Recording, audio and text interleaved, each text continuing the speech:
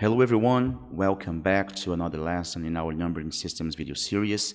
In the previous lesson, we introduced the idea of numbering system and why we need a structured way to represent quantities. Now in this lesson, we're going to take the next step. We'll focus on the decimal system and understand how numbers are actually built inside it. As we already saw in the previous lesson, the decimal system uses 10 digits from 0 to 9. That's all we have. No matter how large a number is, it will always be formed using only these 10 digits. Now, here's the key idea. We don't use just digits. We combine them to build numbers. For example, we can start with the digit 3 and then add another digit and then another 1. So clearly something is happening here. Each new digit changes the value of the number. But how exactly does that work? The answer lies in something very important: position.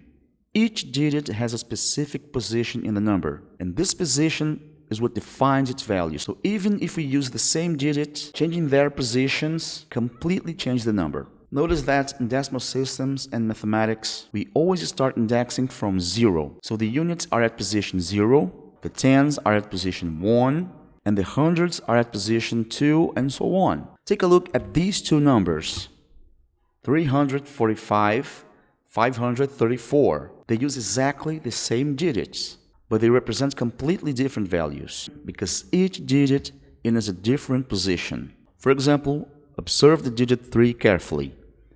In the number on the left is in position 2, but in the number on the right is in position 1. And the same thing happens to other digits. In the number on the left, the digit 4 is in the position 1, but in the number on the right is in position 0. And finally, the digit 5. In the number on the left, it's in position 0, but in the number on the right is in position 2.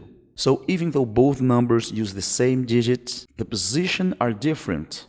And because the positions are different, the values represented by those digits are also different. So in the decimal system, the value of a digit depends on its position. This idea is called positional value, and this concept is the foundation of the entire decimal system.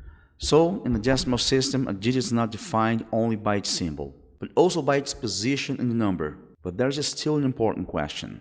Why does each position represent a different value? Why does moving in a digit one place to the left increases its value so dramatically? In the next lesson, we're going to explore this idea in much more depth and develop a deeper understanding of positional value in the decimal system. Thanks for watching, and I'll see you next lesson.